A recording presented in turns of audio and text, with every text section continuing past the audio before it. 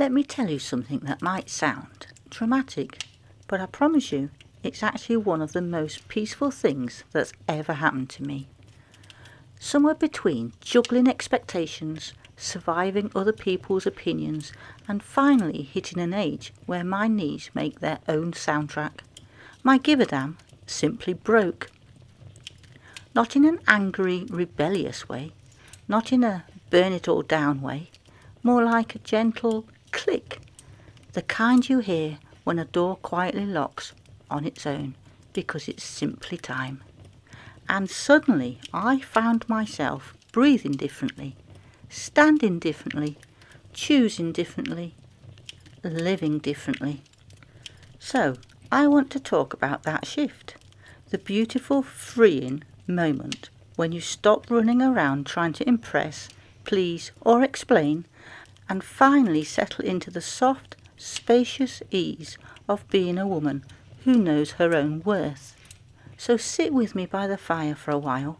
Let's talk about the kind of freedom that only comes with age, honesty, and wonderfully broken give a damn. Welcome, come on in, get comfy, and let's sit for a while. There's a very particular kind of peace that arrives in your 60s.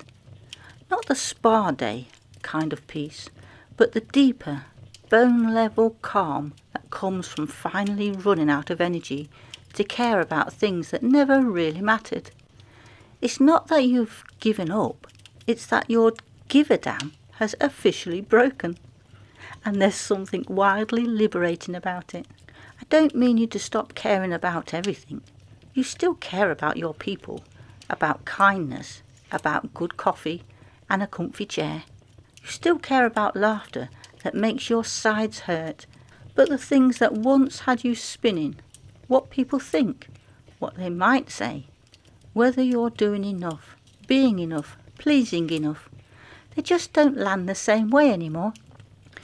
There's something about being 62 that gives you perspective. You've spent decades being everything to everyone, a daughter, a mother, a friend, a partner, a colleague. Sometimes all in the same week, wearing each role like a costume you are expected to change in and out of seamlessly. And at some point, you just stop auditioning. You stop explaining yourself. You stop defending your choices to people who are never going to understand them anyway. It's not a dramatic moment. There's no fireworks or aha revelation. It's quieter than that. It's the day you decide not to chase someone's approval. The moment you don't reply to a text right away and feel zero guilt about it. The afternoon you cancel plans without an elaborate excuse. Just, I'm tired. And you realise the world didn't end. You didn't lose anyone who truly mattered. It's funny. We spend so much of our earlier years caring desperately about being liked. And then somewhere in the middle of life, after you've been bruised a few times, after you've seen how fleeting things can be, you start to realise that being liked isn't nearly as satisfying as being at peace. I think that's what this stage of life is really about. Peace. The peace that comes when you stop trying to manage other people's perceptions. The peace that comes from recognising that not every opinion deserves your attention and not every argument deserves a response. Sometimes silence is the most powerful statement you can make. And the joy of it, the quiet joy, is that you become softer where it counts and stronger where it matters. You start to say no without apologising. You start to say yes only when you mean it. You laugh at things that used to frustrate you because honestly, what's the point? You've learnt the hard way that not every hill is worth dying on and not every battle is worth the bruises. And that's the thing, isn't it? When your give a damn breaks, what actually breaks is the invisible leash you didn't even realise you'd been wearing. The one that kept you trying to be everything, everywhere, all the time. Perfectly composed, endlessly available, always agreeable. It's exhausting. And the moment you let it go, it's like stepping out of a heavy coat you've been wearing all summer. These days, I'm much more selective with my energy. I'm not the woman who needs to be at every gathering or have an opinion on every debate. I'm perfectly happy sitting quietly with my tea, letting the world whirl on without me. I still love people, don't get me wrong. I just love them differently now. I don't try to fix them or save them or convince them of anything. I just let them be who they are, and I focus on who I'm becoming. Maybe that's what aging gracefully really means. Not Botox and green juice, but boundaries and self-respect. It's about releasing the need to prove yourself and instead learning to enjoy your own company again. I think there's something magical about that, about sitting with yourself and realising you're actually good company. You don't need the noise or the chaos or the constant performance of being on. You just need to be you, unfiltered, unhurried, unapologetic. I've started taking long walks without my phone, just listening to the sound of the world, the wind in the trees, the birds, the crunch of the gravel under my shoes. I used to rush through life, multitasking my way through every day. Now I slow down on purpose, because when your give-a-damn breaks, time stops feeling like a race and starts feeling like a gift. And here's the thing no one tells you about not caring so much. You actually care better. You care deeper, more authentically, about fewer things. You have more room for tenderness, because you're no longer spread so thin. You stop trying to impress people and start trying to connect. You stop chasing more and start savouring enough. You know what's funny? When you stop trying so hard to impress people, that's usually when they start paying attention. It's like the moment you stop chasing approval, you accidentally become magnetic. There's something quietly powerful about a woman who's at ease with herself. Not performing, not pretending, not apologising for taking up space. When you're younger, you think confidence looks loud. High heels, bright lipstick, a calendar full of plans. But at 62, I've realised real confidence is quieter. It's showing up in comfortable shoes, leaving early if you're tired, and not explaining why. It's declining an invitation without guilt, or saying, "That doesn't work for me," without dressing it up in excuses. And maybe the most surprising thing, it feels good, like soul deep good. Because once you stop people pleasing, you start truth telling. Not in a cruel way, but in a kind, honest, this is who I am way. You stop bending yourself into shapes that don't fit just to keep the peace. You stop setting yourself on fire to keep other people warm. I think women my age have done enough emotional heavy lifting to last a lifetime. We've spent years being the glue, the organisers, the peacemakers, the fixers. We've cleaned up the messes, filled in the silences, smoothed over the rough edges, and I think that's why, when your give-a-damn finally breaks, what comes rushing in to fill the space is this delicious, long overdue sense of self-respect. It's not selfish, it's self-preservation. There's a big difference. The world often tells women, especially older women, that our value fades, that we become less relevant, less visible. But here's the secret. When you stop trying to be what the world expects, you actually become more yourself than ever before. And that is radiant. That's the kind of beauty you can't buy. I've noticed that when I speak my mind now, people listen differently. Maybe it's because I no longer need to be heard. I'm just saying the truth as I see it and letting it land where it may. Take social media, for example. Oh, I used to get caught up in that nonsense. The endless scroll of highlight reels, the comparison trap of who's aging better, living larger, travelling farther. Now, I look at it the way I look at reality TV.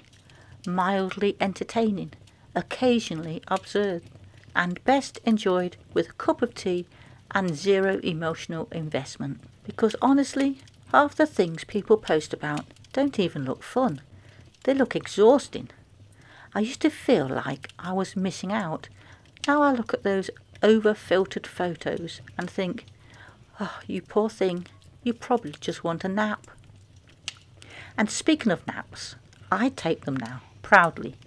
Once upon a time, I'd have felt guilty for wasting the day. Now I consider rest an act of quiet rebellion.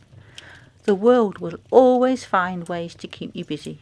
You have to choose to slow down. That's the beauty of a broken give-a-damn. You start living life on your own terms. You eat the cake, you wear the comfy clothes, you let your hair do whatever it wants. You stop micromanaging every detail of your existence and start letting things unfold. And weirdly enough, that's when life starts feeling lighter. I used to think that lightness came from having everything under control. But no, it comes from realising you don't need to control much at all. You can trust yourself now.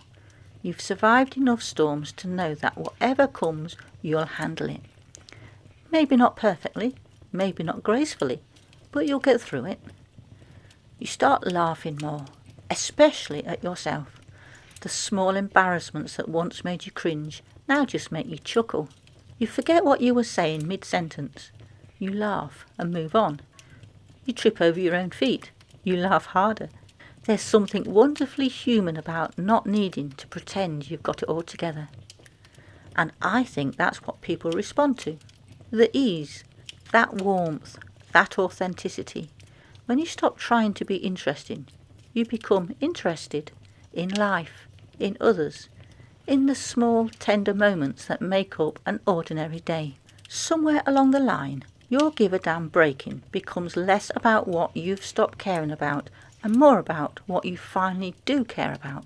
When I look back now, I realise I spent so much of my younger life worrying about being too much, too opinionated, too emotional, too independent. Now I see that too much was exactly what made me interesting. I was never supposed to fit neatly into anyone's expectations, and neither are you. So if you ever feel like your give-a-damn is starting to wobble, don't fight it. Let it crack. Let it crumble. Because what breaks isn't your compassion, it's your conditioning. What falls away is the noise that never belonged to you in the first place. What's left is the real you, softer, wiser, and infinitely freer. And that, my friend, is when life gets good. There's this myth that when your give-a-damn breaks, you stop caring altogether, that you become cynical, detached, crusty around the edges. But that's not what happens at all. You don't stop caring. You just start caring differently. You start saving your energy for the things that actually matter. You stop chasing approval and start chasing peace. You stop trying to fix everyone's problems and start tending to your own garden, literally and metaphorically. When I was younger, I thought caring meant saying yes to everything, helping everyone, being there for everyone. But now I know caring sometimes looks like saying no, like stepping back so someone else can learn, or resting because you've been running on empty. It's funny how long it takes to realise that self-neglect doesn't equal love, that being constantly available doesn't make you kind, it just makes you tired. And the world doesn't fall apart when you stop overextending yourself. It just finds a new rhythm, one that doesn't rely entirely on you holding it all together. At 62, I've realised that peace is far more precious than being right, being liked, or being busy. Peace is the soft space you come home to at the end of the day, the quiet joy of knowing you've done enough, even if the to-do list isn't finished. My younger self would have found that boring. She was addicted to the chaos, the striving, the proving, the endless spinning. But now, give me a slow morning and a cup of coffee on the porch. Give me conversations that don't require small talk. Give me people who are kind, without needing an audience. Of course, it's not all serenity and sage wisdom. There are still days when I get frustrated, when technology makes me want to throw my laptop out the window, or when my knees sound like popcorn every time I stand up. But even those moments have softened. I can laugh at them now, because really, what's the alternative? I think the real secret to happiness in this chapter of life isn't that you care less, it's that you finally know what's worth your care. My give a damn might have broken, but my heart isn't. In fact, it's wider open than it's ever been, just pointed in the right direction now, towards peace, towards laughter, toward people who make life feel better. So here's to the women whose give a damn finally broke, who learned to stop apologising, to stop shrinking, to stop explaining. Here's to the ones who traded perfection for presence and chaos for calm. May we all get there in our own time. May we all learn that sometimes the most freeing thing you can do is care a little less, so you can live a little more. And if anyone ever accuses you of not caring enough, just smile and say, "Oh, I do care. Just not about that." Then pour yourself a cup of tea, sit back and listen to the sound of your own peace. If you take anything from this fireside chat, let it be this.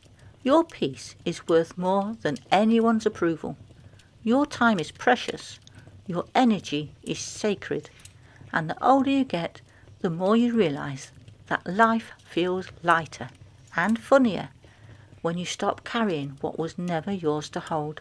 There's something beautiful about growing into a woman who no longer negotiates her worth, apologises for her boundaries, or edits herself to fit places she's outgrown. It's not giving up. It's not being cold. It's maturity, choosing clarity over chaos. It's wisdom, choosing softness over stress. It's you choosing you. And if your give a damn has been making suspicious creaking noises lately, who knows? Maybe it's getting ready to break too. And if it does, I hope you find it as lovely as I did. Thank you for sharing your time with me. Take gentle care of yourselves, and I'll see you in the next one. Bye for now.